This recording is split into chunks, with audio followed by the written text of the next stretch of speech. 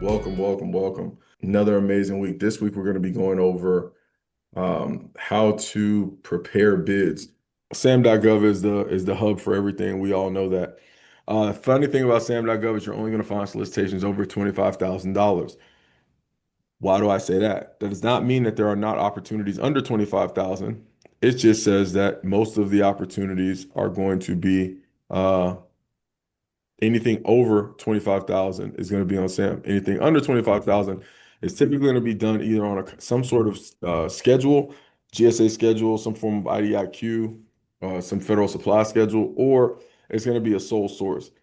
So those are going to be not necessarily harder opportunities to come across. They're just going to be harder to find because typically those are done with people that the agencies know. Um, DSBS. This is a great place to look, all right? A lot of agencies and primes search the DSBS to find potential contractors to work with. So you can get a lot of opportunities through DSBS. So I highly recommend that everyone keeps their DSBS profile up to date. SBA Subnet. SBA Subnet is a great resource when you're just starting out. And the reason being is because what the SBA subnet is this is the SBA subcontracting network. It's where large prime contractors post their opportunities that they're looking for subs.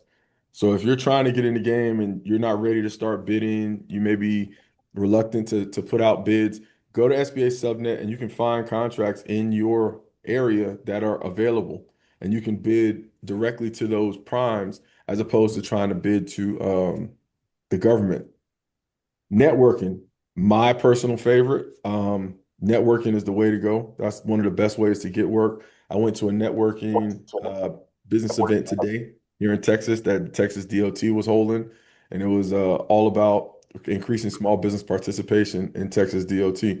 So the DOT was there talking about all the projects they have and the help that they need. But then in addition to that, there were a few prime contractors there that had multi-million dollar contracts. One guy, he has over $1 billion of work with TxDOT alone. And so they're there and they're looking because we all know that prime contractors have subcontractor goals, especially when it's federal money. So even when you're doing state and local work, if the money is federally funded, they still have to adhere to the same goals as the feds, which also ties into your prime relationships. The big question that everybody has to ask themselves, right? Are you ready to bid? The reality is to be successful in government contracting, it takes proper preparation, understanding of the agency, understanding of the requirements, and bidding on things in a strategic manner. Okay. And so that's why we set up like this 90-day program is because the goal for it is to show you the strategic way to set your business up for success so that you're not out here just bidding on everything, just hoping one day you win. There's no luck in government contracting. There's no chance in government contracting. What you do have in government contracting is you have percentages, and depending on certain things, those percentages can be increased based on certain things that you do. Um, and that's the big difference. So one of the main things is pick the right NAICS code, right? That's why we do that exercise on usaspending.gov to determine what the agencies buy and who they buy it from. It all starts with the NAICS code. Understand how agencies buy your product or service. Understand how the agency buys what it is that you sell. One agency may use one NAICS code, another agency may use another NAICS code to buy the exact same product or service. So you have to understand how they do that and pick the right code. Size standard conformed. Make sure you understand what the size standards are correlated to those NAICS codes. That's also going to help you understand where to bid. Everybody should know this. Keep your SAM active. Keep it updated, right? If you move, change the address. If you get to a point and you hire a VA and you want to create a separate email, keep everything updated so when they're trying to find you, they can find you. And then lastly, explore all your additional pathways, subcontracting, GSA schedules, everything. Understand all the different ways that the government can buy from you.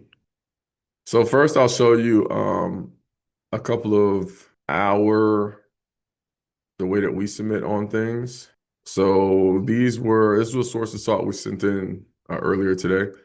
So like I said, we submit everything and it all looks the same. So even though this is a source of salt, we still go through a full package, full understanding of it. We talk about, what we do, our interest in doing it, our understanding of the requirement. And now, mind you, we got all of this information directly from the solicitation. We talk a little bit about our past performance. We put everything in there. Even go down and talk about bonding capacity and everything.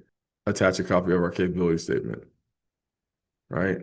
You guys talked about capability. Everybody saw their capability statement. Mine's is not, it's nothing special. And I'm not even a super fan of mine because it's 2 pages. I like a lot of you guys is that's 1 page because very rarely is somebody going to look at it and flip it over. We just wanted to make sure we fit everything in there. And then we just rinse and repeat, rinse and repeat, rinse and repeat. If it ain't broke, why fix it, right? And so that's what we do. My job that I do right now, I'm literally going into sales, and I notice how government contracting and sales are basically the same thing because I Same see thing. how you constantly have to call people and you have to get vendors and stuff like that, right? But the company I'm with, we have like this umbrella of like 60 different companies under one umbrella, pretty much. Would Mhm. it be wrong for me, because you like use your resources that you have, would it be wrong of me to figure out what something I could sell through my company, or should I just So focus on? no, so we call that brokering. Um, Mhm. Becoming a government contracting broker is perfectly fine. Please understand that there's a difference between being a broker and a middleman. I hate middlemen. Brokering is okay. What's the difference? When you middleman, you're just trying to win a contract and figure out how to get it done. When you're brokering, you're bringing opportunities to a party that wouldn't have necessarily had opportunity. So that's what you would be doing in your case. Your company has an umbrella of 60 different companies. You find an opportunity that meets the criteria for what one of those companies can do. You bring it back to those companies. Hey guys, I found this opportunity that I know that you can do. I'll bid on it and I'll do the work. If we win, then give me XYZ percentage. That's brokering. That is that's a great way to start in government contracting. Okay, but what if I'm like the sales representative? So I'd be like the salesperson running the whole thing. So yeah, but it'd be my company. You would do it through your company. Yeah. Okay, and then if I'm gonna take that route, is there anything different that I need to be doing, or just keep filing and looking through solicitations and stuff like that? Just keep looking. And then basically what you become is you become like an outside sales agent for that company. Hmm. Oh So yeah, that's what you I'm becoming. Yeah, yeah, for government that's contracting it. and for. Okay, Yep, cool deal. All yep, right, that's thank it. you. Yeah, naturally. Say less. I see Takia had a question. Are pre-solicitations and sources sought the same thing? Are those terms interchangeable? No, they are not. Sources sought is a form of market research. So that's when they're trying to figure out if they're going to solicit something, how they're going to solicit it, if it even needs to be solicited, if it needs to be set aside. Sources sought is a form of market research. The reason why I respond to every sources sought that we see, and the reason we respond in such great detail, is because it has happened where they will make an award off of a sources sought through a negotiated bid process if they can. How does that happen? Say they put a sources sought out for something, and they're trying to do market research to see who's out there to bid on it. They get no responses but yours. If you have a means for them to contract directly and they can sole source and it fits the criteria for sole sourcing, right? Sometimes they will say to you, listen, we want to sole source this solicitation to you and bypass the whole process of bidding. Yeah, Jason, I got you.